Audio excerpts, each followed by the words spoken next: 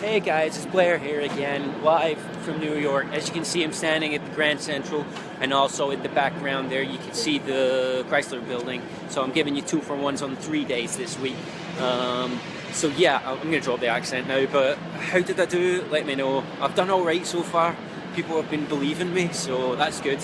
Yeah, so today I am live. I'm having to move a little bit further away from Grand Central just now because there's a lot of interference with the Wi-Fi. It took me a while and 2 attempts to get that to go live there. So yeah, I'm having to walk away from it, as you can see in the background. But at least it's staying live, so I'm quite happy. Give me a shout if you're viewing. I'd love to hear some input from you guys.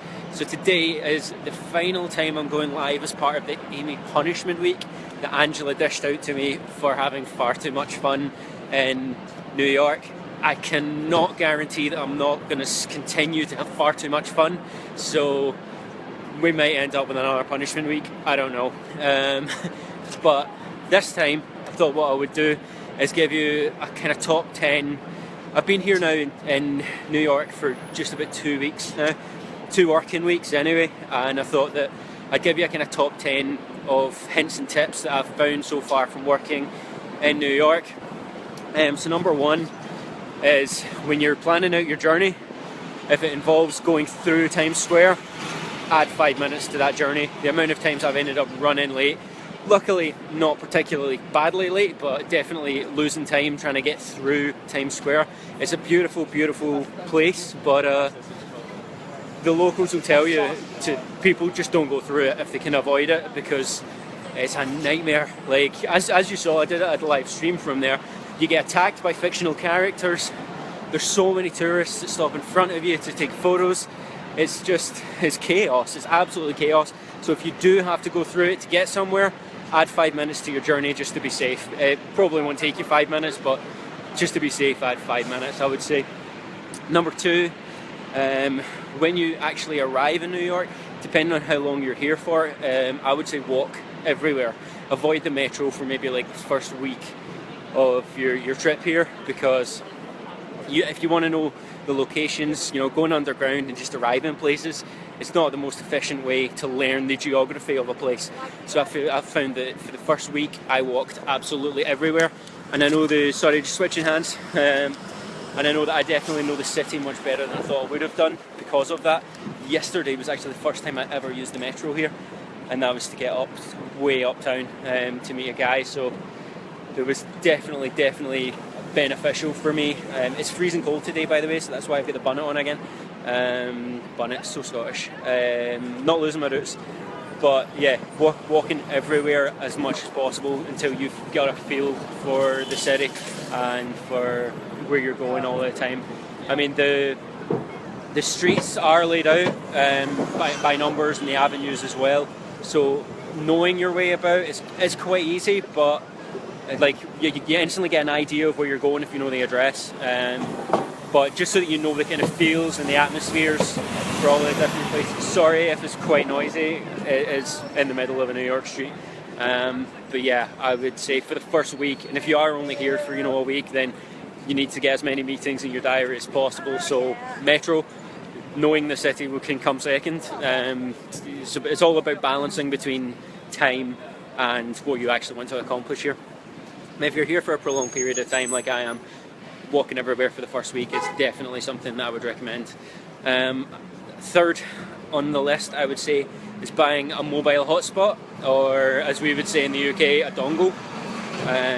Essentially there is Wi-Fi all over the city. You can go to coffee shops, you can go to all of the local parks as well, have good Wi-Fi, but you can't bank on it. Basically, you cannot, if you've got a meeting or a Skype call or something like that, you can't trust Central Park to have a good connection for you. A mobile hotspot has come in so handy for me. It's unreal. I can work from anywhere, and also, as I've said, the streets are all numbered, which is great for getting a basic idea of where you're going, but it also makes it really difficult for memory. So if you're going somewhere, he wasn't happy. If you're going somewhere like I was last night, I was going up to 81st Street to meet a guy, Lee Sender. Hey Lee, I had a great night, by the way. and I was going up to 81st Street, and I walked there, I probably got about halfway there, and I was like, was it 81st or 82nd? Was it 7th? Your memory just starts to play tricks on you all the time, so just with numbers it can become confusing. So having the mobile hotspot where I could just flick it on, connect my phone to it, go to Google Maps and search the place and get the address again, little things like that you take massively for granted in the UK. Just being able to whip out your phone and being able to do whatever you want with it, using the 3G and stuff. So if you've not got an American phone where you can access the 4 and 3G, then honestly, mobile hotspots, where's that? Definitely worth the investment. And you can keep topping it up as well. It's not as if you pay for it once and then once it's done, it's done. You keep topping it up and you can keep using it. It's absolutely brilliant. Now this one's a bit of a bugbear for me, because my next suggestion is at this time of year, bring an umbrella everywhere. Absolutely everywhere, because the rain is incredible. I mean, I'm from Scotland and even I think the rain is incredible. It's storms, it is consistent as well. If it starts raining, it's not going to be a light shower, it's not going to last 5 minutes, it's going to last an hour and a half, and it's going to be really heavy, like rain like we don't see in Scotland at all. And once it starts, if you don't have an umbrella, you dive for cover, because like within 5 minutes I would say you are completely soaked from head to toe, like even your underwear is soaked. I get stuck under a bridge in Central Park for 2 hours. Most of you guys know that story, on Friday, just because I couldn't step out in the rain because I didn't have a brolly with me. It was supposed to be a nice day, so it hit like a click of a fingers and it was boom. Oh dear, we've got an ambulance, so we'll just wait a minute. The other thing to bring with you absolutely everywhere is business cards. Even, you know, if you're going to the pub on a Friday night, bring business cards. Here, much more than in Scotland, what you do justifies who you are. And I don't mean that in a negative way. It's definitely not in a negative way. It's just their culture. So people will always ask you, so what is it you do?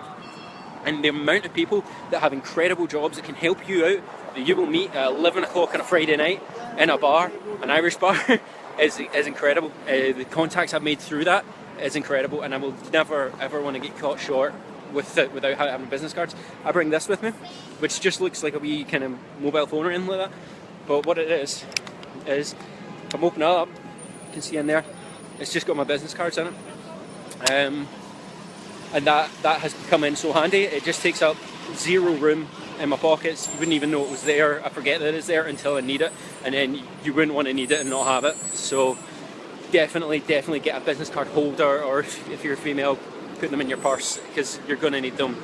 Even at the most inopportune times, you're going to need them, and it's good to have them. Where are we now? Number 6. Speak to everyone. See the amount of meetings that I've been in where they've been like, oh, you know, I know this guy from, you know, he's the director of Macy's, but he's probably not gonna you know, be of much use to you. Director of Macy's, of course he's gonna be used to me.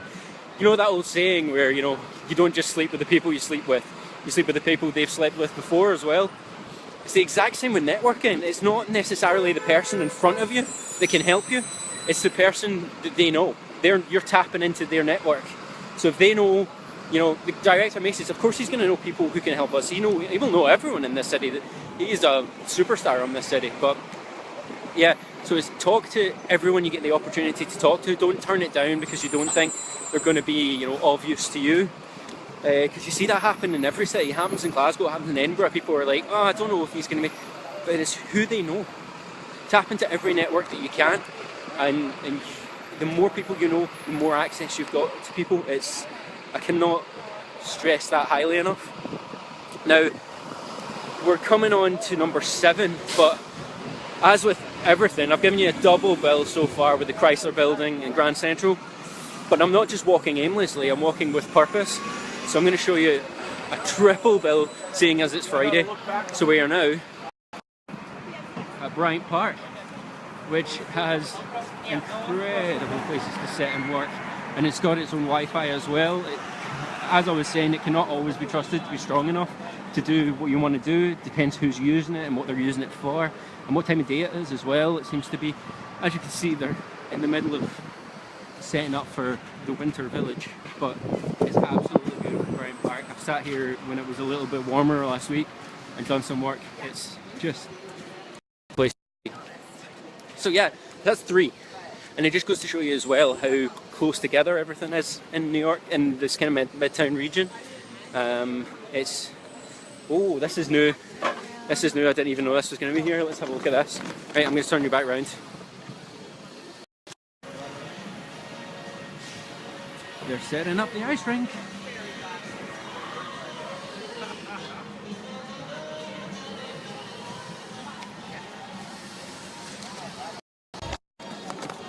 So, back to my list. I love a list. It's number 7 on my list is make sure you do your research. There's nothing, if you're in a good flow with somebody, you've met somebody that can do you some good, and you're having a good conversation and then all of a sudden you don't know what they're talking about, nothing kills a conversation and a connection faster.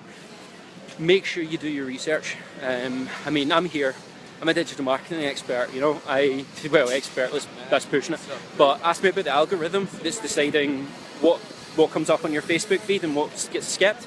I can talk about that all day. Ask me about property law.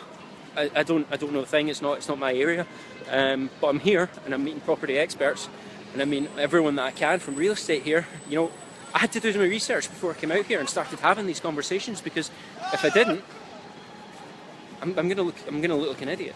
You know, they're sitting telling me about the way property works and real estate works in America, and I don't have a clue.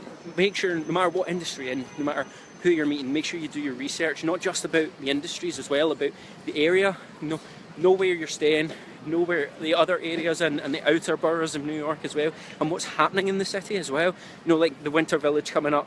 If somebody says that, you know all about it. That's the kind of facts that you should know before trying to reach anywhere in a new city.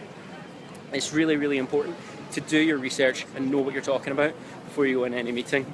But that seems like it seems overly simplified and kind of what's the common sense is really what I'm trying to say, but it's so important, and sometimes you do forget to do it, so don't. Number 8, I've actually just covered, and that's learn the areas. You know, it's really important to know your geography, and that's why you should walk everywhere. Just know the areas of New York if you're coming here, because it can make such a big difference when someone says to you, you know, oh, our office is in Greenwich Village, you know where that is, know what's near it. You know, that way you can start to schedule your meetings better as well. You know, if you're meeting with somebody in Greenwich Village and then next day somebody's like, well, our office is in the meatpacking district, book those meetings together. You know, it's a walking distance from each other. That kind of knowledge can save you time and can save you and can get you a new contract because it can save you time, get you more meetings in the diary, get you more opportunities. That's again, it seems like common sense, but it's maybe not something you think about. So number 9, so on the second last one, is work from coffee shops. Even if you've got an office out here, work from coffee shops, because the amount of contacts I've made so far just by being in the right place at the right time in coffee shops, it's unbelievable. I've met so many fantastic people who've put me in touch with people just by being in the public. You know, sometimes it's great to sit in an office and work, do your own thing, but sometimes you really need to get out there and speak to as many people as possible, which is number 10. Talk to as many people as possible and get out there. There's so much temptation just to kind of be insular as being, you know, the only person that I know in this city.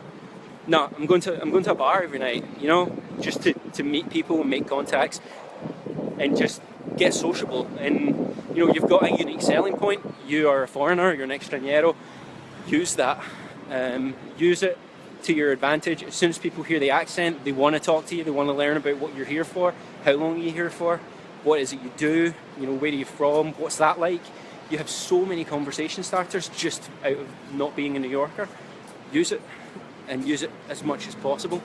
So this is the final episode as part of Angela's Punishment Week, but we will be back next week with even more content. So I hope to see you guys next week, and I hope this has been of some use to somebody. So thank you for tuning in.